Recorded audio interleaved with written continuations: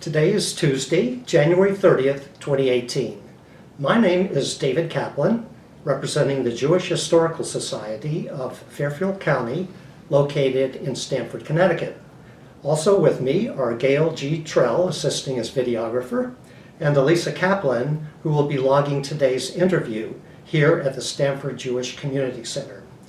And now, I have the distinct pleasure and honor of introducing Mel Bloomenthal, who we will be interviewing for the Veterans Project, American Folklife Center, Library of Congress. Good morning, Mel. Good morning. Oh, thanks for joining us on this snowy January morning. My pleasure. For the record, please state your full name. Melvin L. Bloomenthal.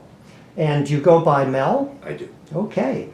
So to begin, please tell us a little about yourself. First, where and when were you born? I was born in Burlington, Vermont, 1944, December 28th. All right. And who are your parents? My parents were Okay. Sam and Sarah Bloomenthal. And did they move to Vermont from somewhere else? Interesting question. My father, at an infant age, came with his family from Latvia. Okay. And how they ended up in Burlington is a question I'm asked frequently. But there was an active Jewish community even at the turn of the century in Burlington. It had something to do with being on Lake Champlain and the lumber industry and the mills that were along the lake. But, so my father came there directly, and my mother, who was raised in Springfield, Mass., somehow was introduced to my father and ended up in Burlington. Okay. So did you spend your childhood in Burlington? Yes, I did. Through school? Yes. And did you have siblings? Yes, I had an older brother who's passed away. I have a younger brother who lives in Israel, and a younger sister who lives in the Boston area. So did any of your siblings have military service? No, they did not. Well, with the exception of my brother in Israel, who was in the Israeli Defense Force. He is a physician, and he served 3 years of active duty in the Army. And so did you go through high school in Burlington? Yes, I did. And so what were you doing before you entered the service?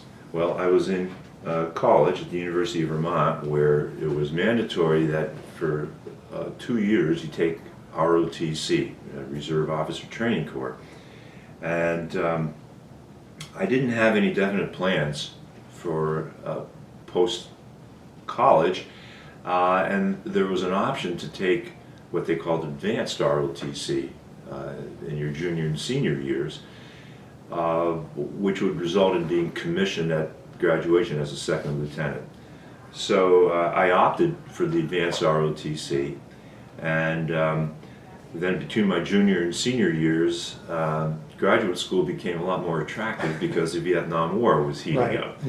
So I applied to law school. I was accepted, and when I graduated University of Vermont, got my commission as a second lieutenant, and the Army allowed me to go through law school. And so what year was this? I graduated college in 1966, and I graduated law school in 1969. And my active duty date with the Army was about 1 year later, like April of 1970.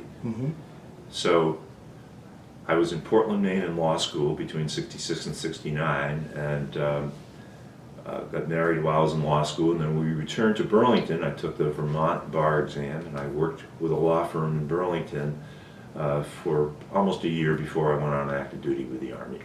Okay. So when you went on active duty, what was your idea about serving? Was this something that you really wanted to do? Was it something you were looking forward to? Well, I'm going to be quite candid and say that I wasn't looking forward to it at all in the early 70s.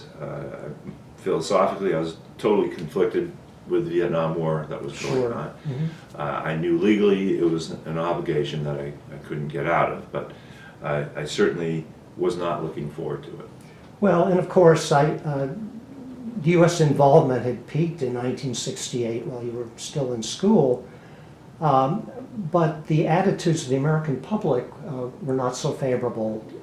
So did you face any this attitude while you were waiting to get into the service? Well, while I was in law school, all the protests were going on. Mm-hmm. And it was difficult not to get caught up in that. Sure. And the political scenes nationally were heating up, and so you'd have to be living in a cave, not to be exposed to that. Right. So the fear, the anxiety, the trepidations, those were all mounting up and adding up to negative attitudes toward being on active duty with the Army. Right, which really did mirror and reflect what was going on in the country. Correct. So when it came time for you to report, did you have some initial training, some basic training? And what branch? So the basic training that people who enlist in the Army as enlisted people was a little bit different for ROTC type people. We spent 6 weeks in an abbreviated basic training designed for potential officers. And I did mine at Fort Devens, Massachusetts, which is no longer an Army base. Mm-hmm. And that 6 weeks convinced me that I didn't want to go immediately into the Army. So that was between my junior and senior years. And Right. that would have been in like 65. Yeah. So that was my first exposure to Army training. Mhm. And other than the ROTC weekly drills where we would dress up in uniform. But we actually did, out in the field maneuvers and things of that nature. And then I had no connection until 1970 when I went on active duty. My first duty station was Fort Lee, Virginia. Mm-hmm. That's the headquarters for the Quartermaster Corps, also Right. known as the Jewish Infantry. Right. And that's the branch of the Army that I was commissioned to. Really? I spent, I think it was 3 months in Fort Lee, Virginia, and it was really just going to classes, and it was very social. Mm-hmm. We didn't have to report to anybody. We had all the advantages of the military, but we were really not saddled with any obligations. Mm-hmm. So that was the first 3 months, and then my orders were to report to Fort Lewis, Washington, and Tacoma, Mhm. Washington. And my duty there was the legal officer of a brigade of about 15,000 people. And it was really interesting because I would go to these morning briefings or sit around the table with all these colonels and lieutenant colonels and majors, and here I was a first lieutenant with no career goals, and these people were what we call lifers. They were career officers, and they'd sit around, and then a legal question would come up, and they'd all look at me, and I'd give them the legal opinion. But so it was a position that was supposed to be filled by a lieutenant colonel. Yeah. I had the privileges of the lieutenant colonel and none of the obligations of a first lieutenant. So that was pretty cool. So I ran the legal office and pretty much was in charge of prosecuting court-martials Mm-hmm. throughout our brigade. But I also got certified as a defense lawyer because I wanted to have some trial experience, and I was able to represent soldiers in other units at Fort Lewis, not within my brigade. And so I did get some court experience from the defense side. Otherwise, I was administrating my prosecutor's office and being the legal advisor to the colonel and to the brigade. So, did the Army recognize your legal training and background, or did you have to lobby to get this position as legal officer? A combination of both. I did lobby for it, and as you probably know, the Army has a legal branch. Yes, the of Judge course. Advocate General's Corps, and everybody assumed that if you go to law school, then you go in the Army as an officer, you're going to be in what's known as JAG, but that was an additional commitment. I had a 2-year commitment. They were looking for a 4 or 5 year commitment to do the Judge Advocate General's Corps. So that was in a separate legal office, and they had them at Fort Lewis, but mine was more of a combination of an administrator and a lawyer. But I did ask for legal positions, and the stars seemed to line up for that properly, and I got that position in Fort Lewis. Now, was there ever any attempt by the Army on your part to transfer into a Judge Advocate General, or was that additional commitment still looming? Yeah, you're correct. It never really was an issue for me. I wanted to get out as soon as I could. Yeah, got it. So how long were you in this assignment? So I was at Fort Lewis for about 8 months, and in the meantime, the protocol for ROTC type officers was you had a 2-year tour of duty. The first year was going to be stateside, and back at this time frame in the early 70s, the second year was going to be overseas, most likely Vietnam. So when we were in Fort Lee, Virginia, the officers who would lecture us were lobbying for us to extend our tour, and you would be guaranteed to go overseas to someplace like Korea, Germany, not Vietnam, but it meant an additional year commitment. So that didn't appear so attractive to me. So at the about midway through my tour at Fort Lewis, I got my orders to Vietnam, and I'll never forget that day, nor will my wife, because my wife had called me at work to say that the good news was she was pregnant, that we had been making an effort to start a family for a few months, and it finally happened. So I said, great, I'll come home, we'll call our parents and so forth, and we're celebrating, and then it was time to go back to work. And the mail had come, and there were my orders to Vietnam. So by the time I left and mounted that plane in Northern California, my wife was 6 months pregnant. Wow. So I imagine a lot of mixed emotions on both your part and your wife's part. Yeah, the mixture was weighted toward the negative. So when people ask about my tour in Vietnam, if I was a single person or a married person without a pregnant wife, it wouldn't have been as emotionally as taxing. But that was the most difficult part, the separation. Oh, I'm sure it was, and we want to get into that in much more detail. But before we do, a couple questions about your military life while you were at Fort Lewis. From what you said, it sounds like you were pretty much insulated from the typical physical regimen, the barracks life, the mess hall food and whatnot that the troops would have experienced. So in terms of being in the military, did it feel that much different than being in civilian life while you were at Fort Lewis? Well, we lived in an apartment off base, and so we had a life outside of the Army, so it was like going to work. The only difference is that the military is very regimented, probably not much unlike bigger corporate life. And so that was a lesson for me, because I was convinced that I didn't want to work in the corporate life when I got out of the Army. Right. The Army was very protective of their own, and people, I could understand why people would want to make a career, because you didn't have to make too many decisions. Everything was done for you. But you're correct in that I didn't enjoy or experience the regimen of day-to-day Army life, until I went overseas. That 6 weeks at Fort Devens, Massachusetts, when I was in college, I mean, that was, the only experience that I had that related to GIs, enlisted people. But that, I was young, I was 20 and got that over with. But while I was on active duty, it was like going to work. You had a job, and I didn't get calls at home. But I looked at it pretty much like a civilian job, except that we had to report to military superiors. And I suppose you were wearing your uniform. At work, we did. Right.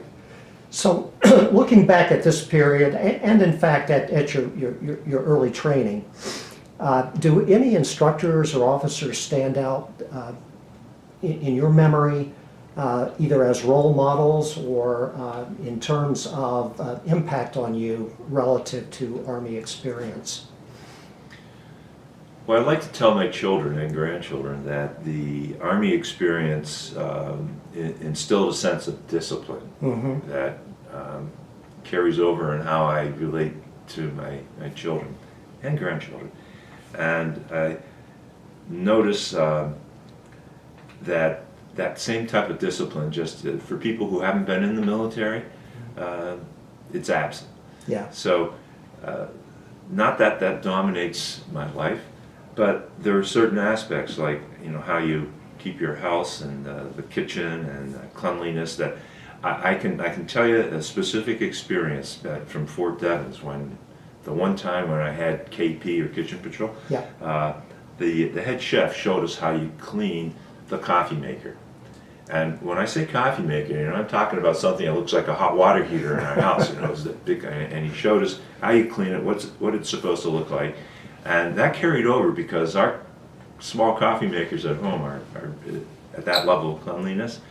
And when my kids were staying temporarily at our house before they moved into their house, I kind of let them know that the way they cleaned things weren't the way that I was used to. So that was an impression that carried over. It sounds like a pretty significant lesson. Yeah. Now it doesn't dominate my life. Yeah. But it is something that I can relate to from a military experience. Okay. So Jewish experience while you were at Fort Lewis, you're living as I almost used to say, on the economy rather than on post. Correct. So did you have a chance or an inclination to get involved with the local Jewish community? Very limited.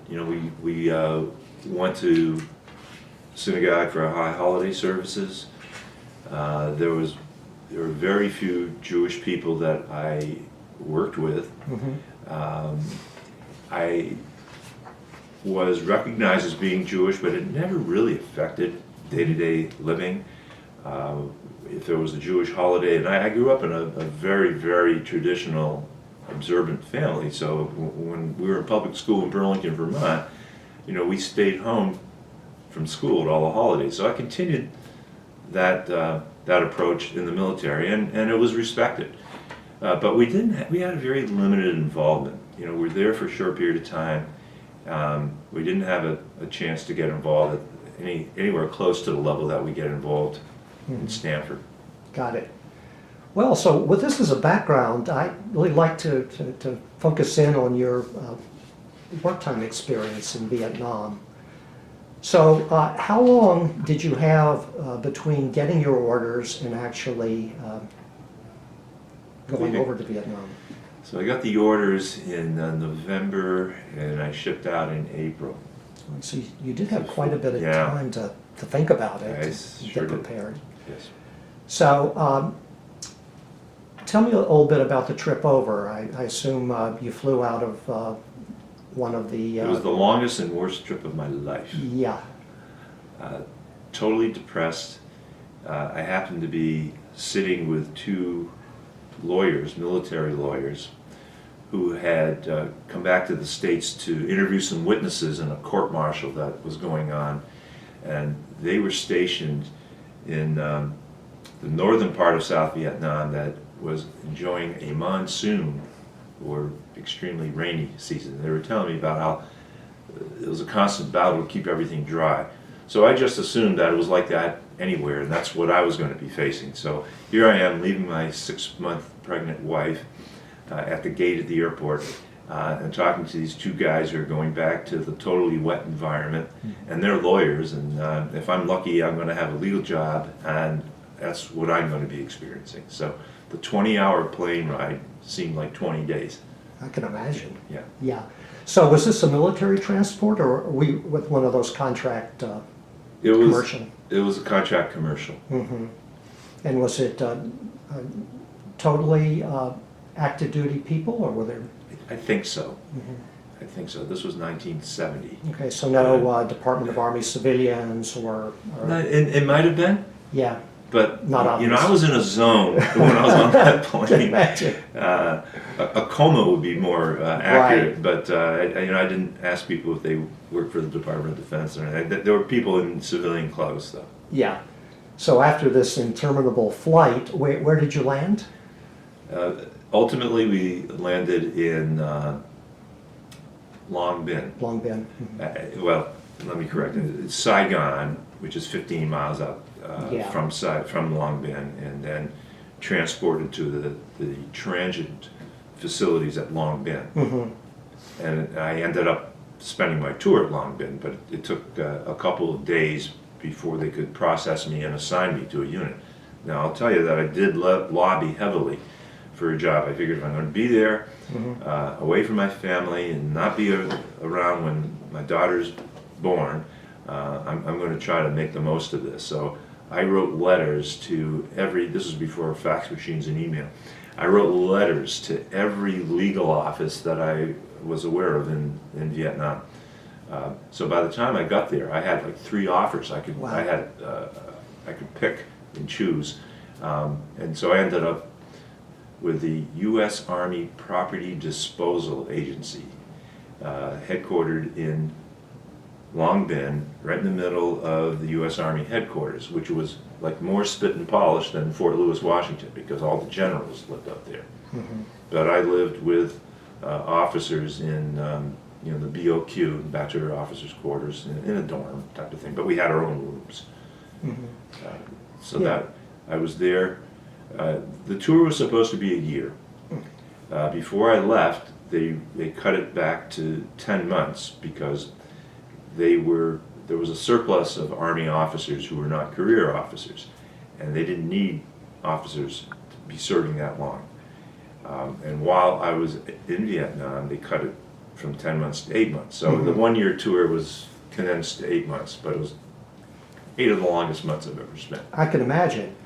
And so Long Bin's a pretty large facility. So when you say that in some ways it really didn't feel that much different than anywhere else.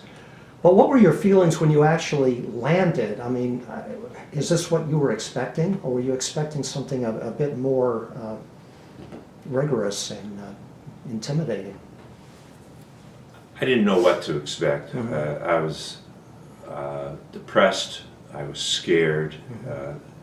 And totally negative thoughts going through my mind. So what I was expecting didn't really matter. I just knew it wasn't going to be good.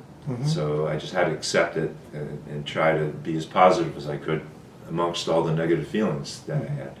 But you know, landing, it's Tan Son Nhut Airport in Saigon's a pretty big airport. Right. So it wasn't much different from Anywhere any else. other. Yeah. So tell me a little bit about your day-to-day activities, job responsibilities. So I had an office job. Okay. So I didn't get a lot of sympathy from the people, from my friends who were in combat roles. Yeah. And Long Bin employed 32,000 civilians. So I was told that because of that, we were pretty secure from Viet Cong terrorist attacks. It was a pretty secure area. It was the headquarters. All the administrative offices were there. But my job was to go negotiate contracts for scrap metal from the scrapyards. Property disposal was another fancy name for scrapyards. So my job involved talking with business people from all over the world who would come in to negotiate purchases of precious scrap metals, like brass from the shells and things of that nature, plus vehicles that were being turned in that weren't any more useful. Like the Republic of China's army didn't have sedans or jeeps for their generals, so I negotiated contracts with the Republic of China for the purchase of that. My job also involved a lot of flying around the country, and that was where I was a little nervous, because that was, well, I tell you, the most nerve-wracking journey was between Long Bin through downtown Saigon to Tan Son Nhut Airport. There was a tremendous amount of animosity between the Vietnam Regular Army and the American Army. The ugly American reared its head throughout, and I was a bit anxious because we were threatened verbally and taunted if we had any kind of U.S. military vehicle. We had a van. Our group had an Army van, and taunts were just thrown on us, and so that was very nerve-wracking driving out to the airport. Then I flew every kind of aircraft there was. I flew helicopters, I flew fixed wing, small, like 6-passenger aircraft, and the transport aircraft, you know, that you see in films a lot. So I had to travel to the other scrapyards and meet with the scrapyard operators to see what they had for supplies for potential sales. So my travels took me to Da Nang, Cam Ranh Bay, to the DMZ. The name of the town has escaped me right now, but we would fly a fixed wing aircraft to those towns, and then we'd have to take a helicopter to the scrapyards, and that's where it became a little dicey. I can imagine. When you were in the helicopter, well, even in the fixed wing, were you ever under enemy fire? I'm not going to lie and say yes, because I don't.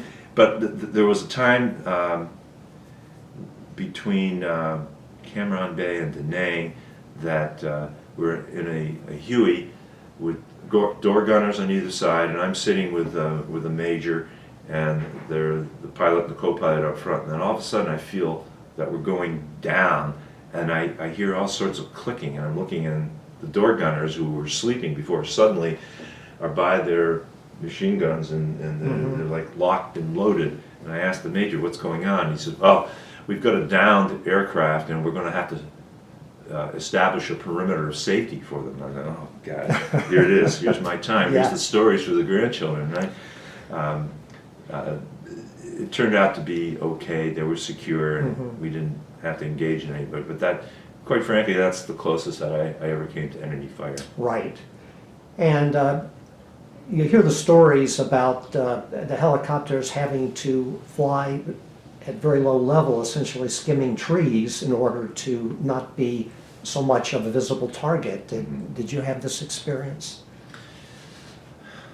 I don't remember. I mean, I have to say that the most interesting rides were in the helicopters, because you get very close to the ground. You see the squalor that the majority of the country was living in, and all I could think of is, you know, we're spending millions of dollars and thousands of lives, and these people don't seem to be benefiting from it. So you say it was essentially an office job. So did you have some downtime, some R&R, some possibilities? We had downtime because, you know, even if we worked till 6 or 7 o'clock, we didn't have families to go back to, so we had camaraderie, and we became friendly with a lot of pilots in the 1st Aviation Division, because they shared the bachelor's officers' quarters with us. So we'd go to officer clubs. They actually had entertainment. They had live music. I mean, my wife had no sympathy for me when I would tell her what was going on. And there were a lot of recreational and physical activities. There were basketball courts and workout rooms. So there was very little downtime. We could fill our downtime recreationally. And so did you have any R&R time in country, like down to Vung Tau or one of the... The answer is no. I did have an R&R to Taipei, and my wife to this day regrets the fact that when I came back from Taiwan, I got my orders that I was coming home 2 months earlier, and that washed out our R&R in Hawaii. Ooh, but you weren't about to extend in order to get it. Okay, just wanted to ask. So let's talk a little bit. Were you able to maintain communications back home? Occasionally, shortwave radio, wireless? No, we communicated the only way we knew. We would write every day, and I would do a couple of cassette tapes that we would exchange. You know, I'd sit there with my tape recorder, and one day I was recording, and I realized that there was artillery rounds that were going off, but it was not enemy. It was like what we call a free fire zone. You know, they were testing, but the person who was listening to this doesn't know that. So I started spoofing my wife, saying, "Oh, I've got to go. There's incoming." I'm not just kidding. It's this free fire zone. They're testing this stuff. But we communicated by mail and. The old-fashioned way. Yeah, we didn't have Skype. We didn't have FaceTime. A lot different world then. Really, yeah. So, thinking about Jewish activities while you were over there, did you meet any other Jewish officers, soldiers? I think I met one. Okay. And I knew him from Fort Lewis.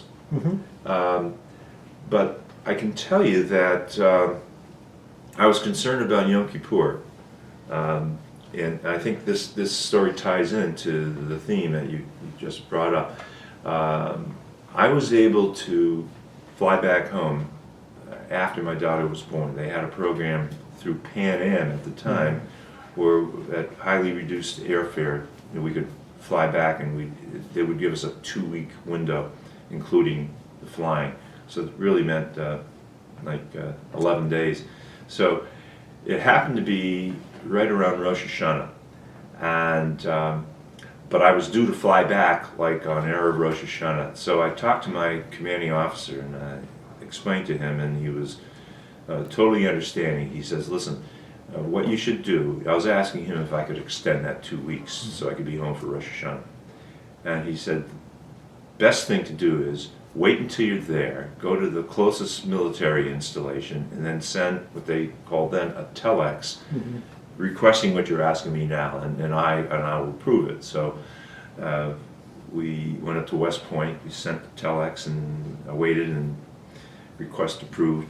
So here's a colonel who probably hadn't experienced a lot of interplay with Jewish people before, totally understanding that this was very important, that I'd be home for Rosh Hashanah, and told me what to do to make that happen. So then I came back, and a few days later it was Yom Kippur, so there was no Jewish chapel on base. So I started making phone calls, and then Captain Cohen, who was a chaplain in Saigon, says, "Oh, we've got Yom Kippur services, love to have you." It was in Saigon and at the Tan Son Nhut Air Force Base. So all I can say, it wasn't a big part of my life when I was there, but I was never felt that you shouldn't be open about your Jewishness. Everybody was accommodating, and I appreciated that. And no anti-Semitism that you experienced? Not at all. I've been asked that before, and believe me, growing up in Burlington, Vermont, it was out of ignorance that you faced a lot of anti-Jewish epithets. So I'm very sensitive to that, but I never experienced it in the Army. It was more out of ignorance. Jewish, I think I met somebody Jewish before, but the officer corps was extremely accommodating. The example I gave you about extending my time at home from Vietnam, they were always accommodating when I didn't show up on Simchas Torah for work. They said, "Oh, that's a Jewish holiday." They respected it because you have to remember, most of the Army officers are coming from the religious, I was going to say right, but the South, but the religion is a big part of their life, so they respected other people's beliefs. I've never encountered anti-Semitism in the Army. That's really good to know. So how did it feel going home for that brief period of time? Felt great going home, but it was horrible having to come back. Yeah. Can imagine. Yeah. But I saw my daughter for the first time, so that was a very emotional experience, and it certainly being horrible going back certainly beat not having to experience that at all. So I was grateful for that. Excellent. So let's talk a little bit about your final days in Vietnam and coming home and what you're going through, emotionally and all that. So obviously, my daughter would have been 4 months old. I was just super looking forward to spending time with her and my wife. What had happened in the meantime that I've kind of forgotten about is that my career planning got really screwed up. Because our plan was, we knew we had 2 years in the Army, and I had asked for the West Coast, and that's how we ended up with Fort Lewis. And our plan was to live in Southern California, Santa Barbara in particular. So when I came, I stayed with a friend in San Francisco, and then met my wife in Los Angeles. And then we drove up to Santa Barbara, where I spent a week knocking on doors. That was our life plan. We're going to live in Santa Barbara, California. Well, on the way back, on the flight back, my wife says, you know something, if we live out here, our daughter's never going to see her grandparents. And I said, what are you talking about? They'll get on a plane and come out just like we're doing. So she says, when's the last time my parents were on a plane? I said, yeah, you're right. So I don't know if we want to get into that kind of detail, but I was welcomed when I introduced myself as I just got out of the Army, just came back from Vietnam. I'm admitted to practice in Vermont, but like to look for a lawyer's job here in Santa Barbara. I expected that people would give me more accolades. Oh, welcome back, war hero. And they say, oh, Vietnam, okay, but thank you for your, I didn't get the thank you for your service that I thought I was going to get. Right. But they appreciated the fact that I had that experience, and they thought that would enhance my value as a young lawyer. That being said, that got shifted, so my career planning all of a sudden took another turn, and I didn't have time to do career planning. I didn't have time to send out resumes. I thought I'd have plenty of time to do that in the last 2 months in Vietnam, but fortunately that got knocked out. So we had to scramble and go to Plan B, which was to stay with my wife's folks in White Plains and look for a job in nearby Connecticut. Mm-hmm. And then to the point of your question, I indicated that I didn't feel like a hero, and I wasn't expecting a hero's welcome, but I didn't expect the negative sentiment of the public when I got back. I thought that it would deserve a little bit more respect than I had. I mean, I just thought that it would be worth a lot more than it turned out to be, that I was returning from Vietnam.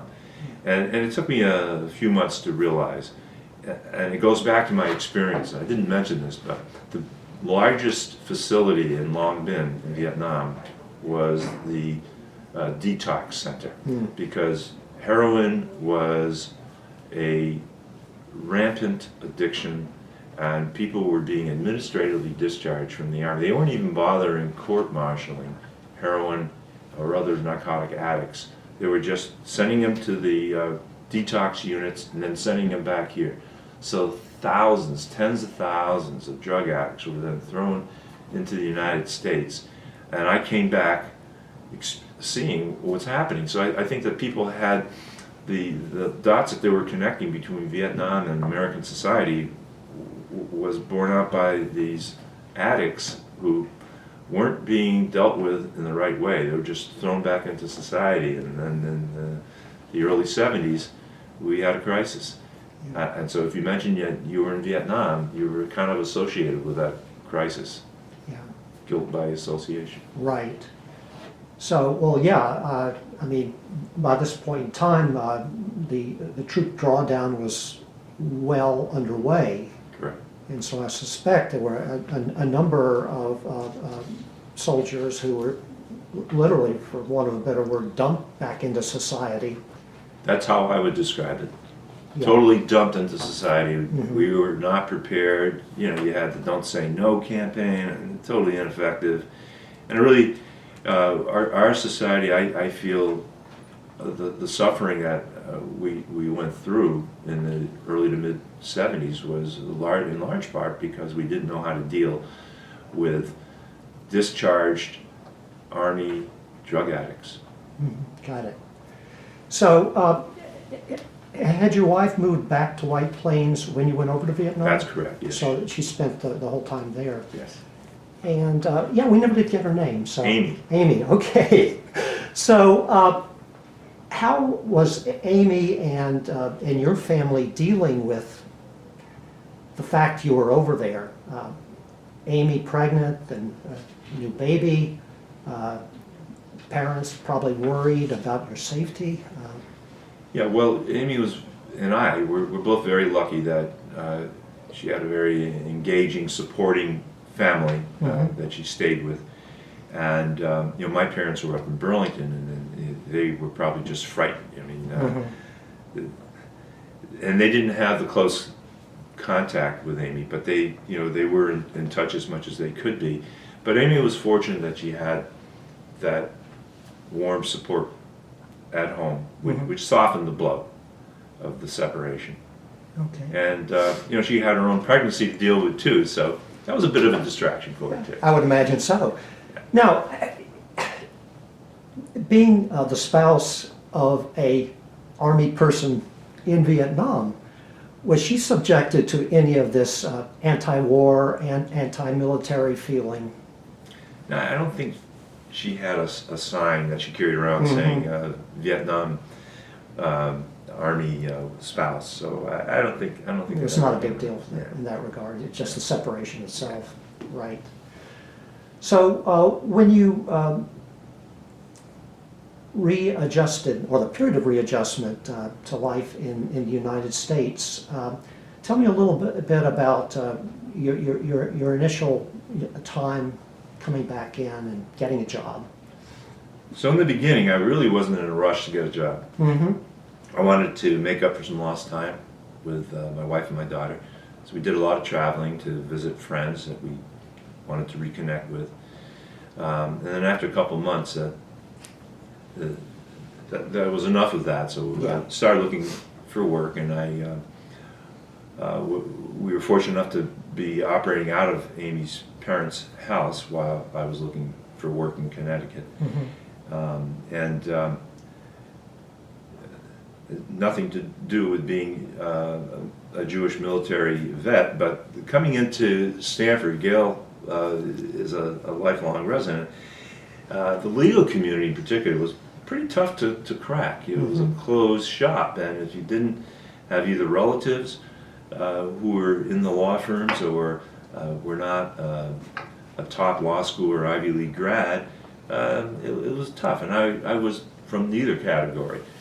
I went to state colleges and had European Jewish parents up in Vermont, so that didn't fit in with the mold around here. So it was it was a lot of effort. I had to do a lot of networking and a lot of interviewing, and landed a job with a really good firm in Norwalk at first. But the experience was similar to what I experienced in Santa Barbara. I learned not to play the Vietnam veteran card because it didn't matter to people, but they did appreciate the fact that I had a couple of years of real life experience after law school, plus the 1 year of law practice in Vermont. So that was, I can't say it totally offset not being an Ivy League grad growing up in Stanford, but that was a benefit that I had that other people didn't have. Right. Competing for the same jobs. Yeah. And so you've remained in Stanford ever since. I have. So,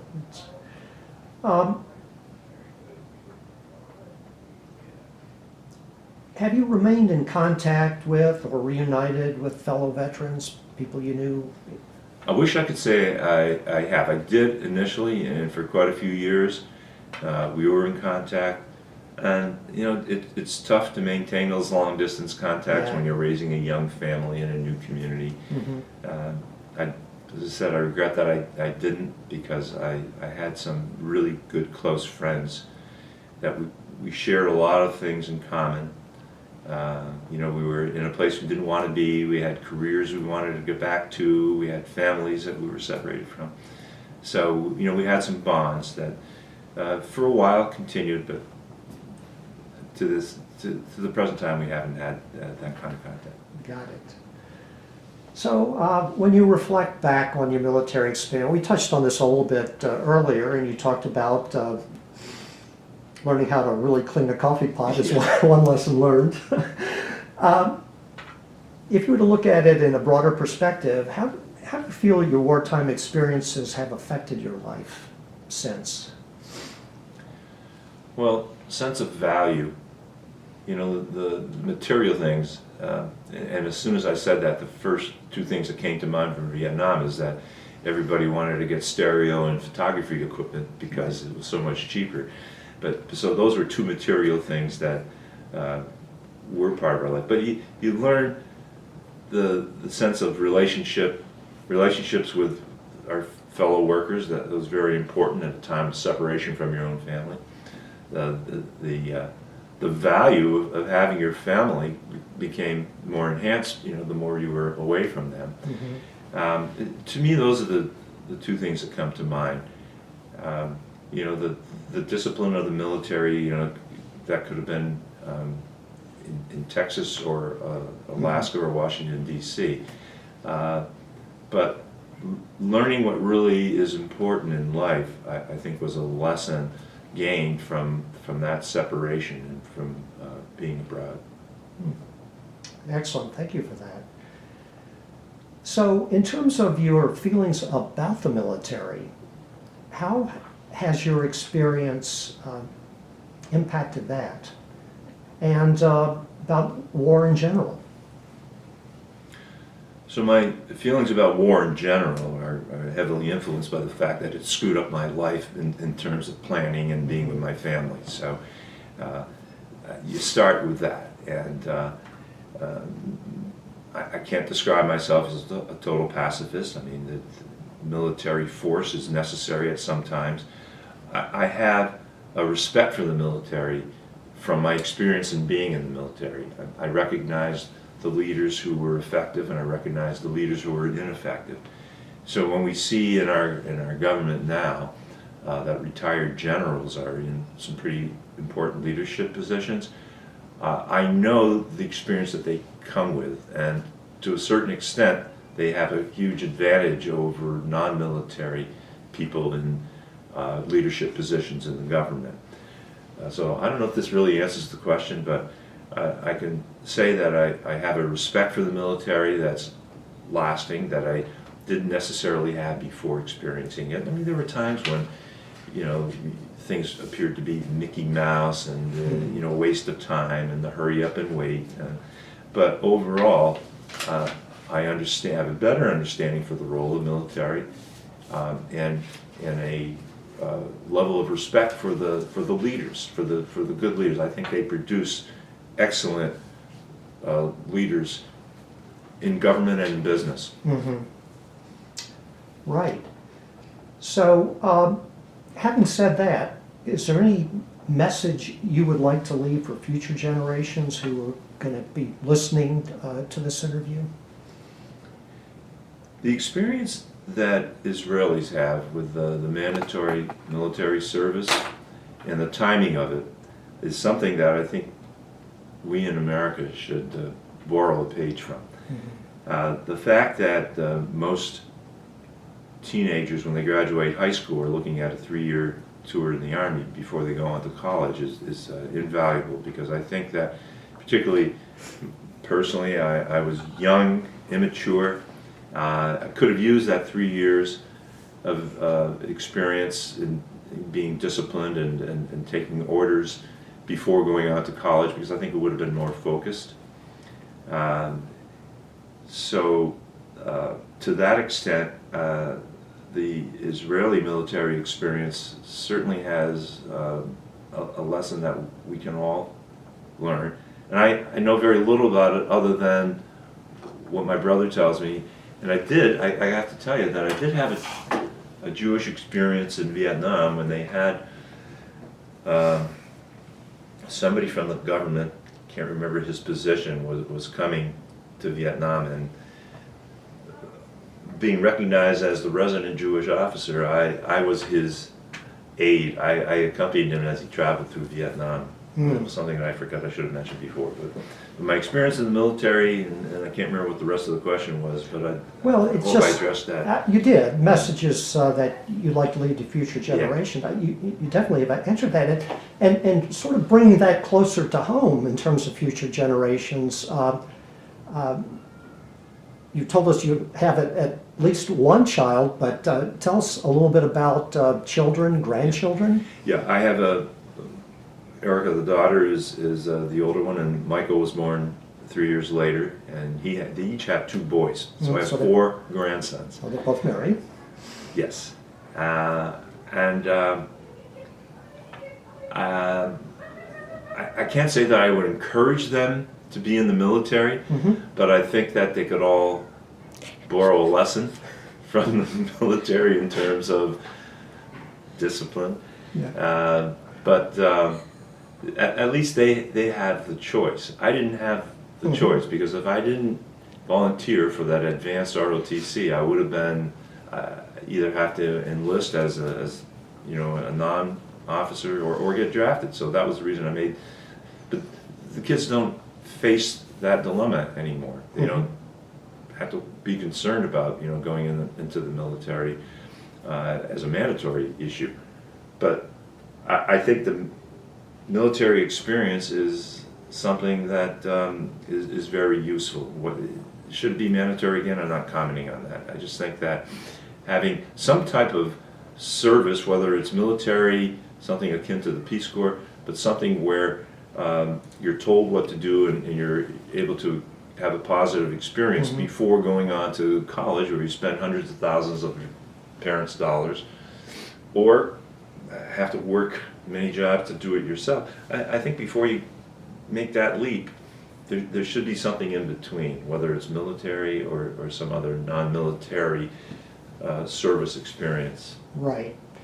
So do you think if your children or grandchildren were to listen to this interview, would they be learning additional information or values, or do you think they've already been inculcated with that?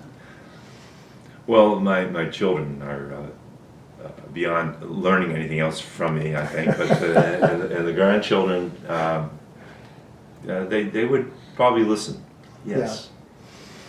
Well, I would ask one additional question just based on my own experience. What about those cassette tapes that you sent home? I know exactly where they are. Well, Mel, is there anything else you feel that we haven't discussed or should be added to this interview? One other thing, Jewish related, when I had that experience in Fort Devens, that mini basic training type of thing, I grew up in a kosher home and never ate non-kosher out of the house up until that time.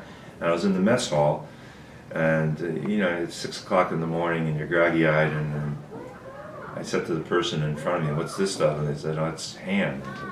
I said, "Ham." I went for like 2 weeks not eating that stuff, and then I finally, I spoke to a chaplain, and I said, I grew up in kosher.